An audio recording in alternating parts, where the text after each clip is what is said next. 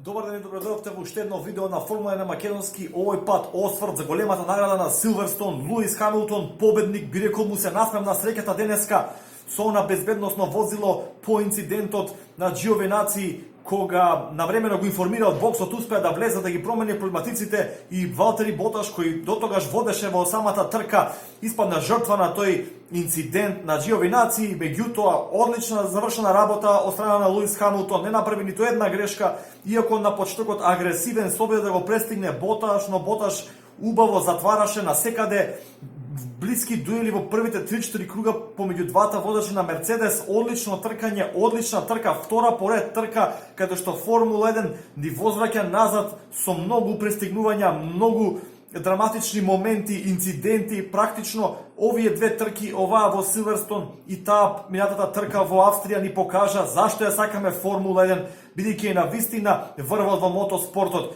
Прекрасна трка, одлични дуели помеѓу Макс Верстапен и Чарлс Леклерк, одлични дуели. Чарлс Леклерк потоа со Гасли. Видовме Верстапен колку беше агресивен во почетокот, одлично бранење на Чарлс Леклерк. На вистина се раѓа едно ново ривалство кое верувам ќе трае во следната деценија помеѓу Леклерк и Верстапен. Болидот на Honda, на Red Bull Honda, добро оптимизиран, би рекол, на сите делови од патеката, додека Ферарито се гледаше дека малку мака мачеше, особено кога беше во позадина, во свиоците губеше потисна сила, меѓутоа тоа е за очекување. Прекрасна трка, уште еднаш од страна на Макс Верстапен, иако несреќно беше поткачен од Себастијан Фетел, кој се обидуваше да си ја врати својата позиција назад. Искрено се чудам како Верстапен остана, неговиот болид буквално остана неоштетен од таков удар од зади на Себастијан Фетел. Верувам дека казната од 10 секунди за Себастијан Фетел беше сосема заслужено, малку преоптимистички влезе, од која претходно направи еден така наречено народски лажњак во лево, па во десно, од која го очекуваше кочењето од страна на Верстапен, меѓутоа го поткачи со опреното крило и тука двајцата завршија во песокот. Но ќе повторам, стварно сум зачуден како болидот на Макс Верстапен остана буквално неоштетен и успеа Макс Верстапен да ја заврши трката на пето место, иако можеше и многу, верувам дека можеше и многу повеќе. Жртва на оној неочекуван инцидент со Антонио Giovinazzi беше исто така и самиот Чарлс Леклерк, кој за жал после инцидентот веќе го имаше поминато влезот за пит, така што не можеше навремено да смени гуми, па оттаму и испадна од игра, испадна зад Верстапен, па имавме комуникација во преку тимското радио како успеав јас да се надам овде, па тимот го информираа дека тајмингот на безбедносното возило беше несреќен и за него, несреќен и за Ландо Норис, младиот британец кој имаше одличен прв круг во дуелот со Даниел Рикјардо од надворешна страна, па од надворешна страна, па повторно надворешна, успеа да го затвори, да задржи таа позиција.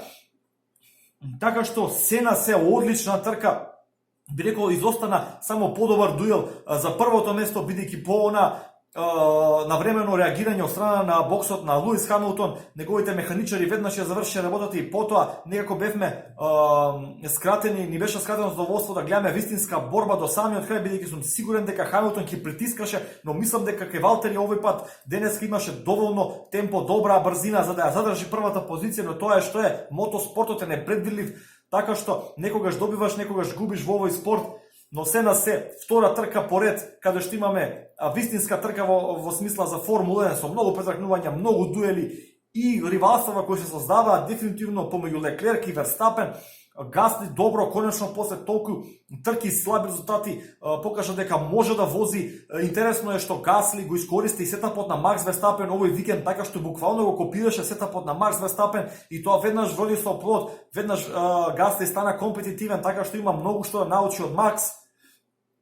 Би рекол дека интересна беше и битката помеѓу Карлос Саинц и Даниел Рикјардо до самиот крај. Мекларен и Рено овој пат на Силверстон, би рекол со скоро идентични резултати. Нико Хулкенберг таму во позадина во борба со Албон и Реконен.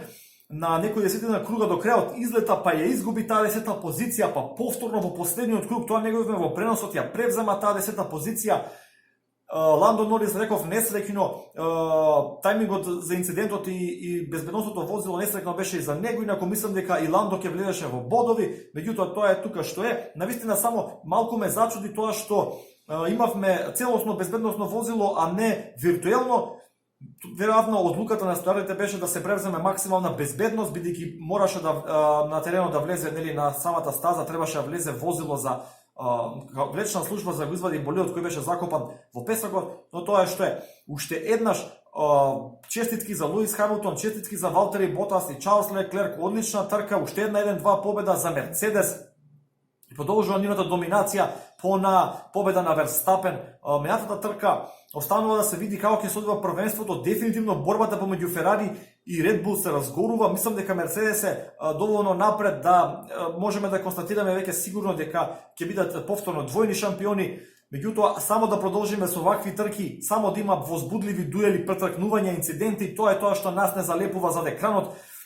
Повторно ќе кажам, браво за Формула 1, после она разочарување, после оние 7-8 досадни трки, имаме две трки кои се фасцинанти. Ви благодарам што го следите каналот на Формула 1 на македонски, доколку ви се допаѓа содржините, ако веќе не сте го направиле тоа, ве молам за subscribe, лайк, шер, коментирајте кои се вашите впечатоци од денешната трка, кој беше според вас возач на денот. Мене ми е тешко да се одлучам помеѓу Макс Верстапен и Чарлс Леклерк, меѓутоа можеби мала предност би му дал на Макс денеска. Тоа е тоа. Очекувам вашите коментари, ги читам сите коментари, веднаш одговорам на нив, така што ја очекувам вашата интеракција и се гледаме за следната трка, големата награда на Германија за 2 недели. Поздрав!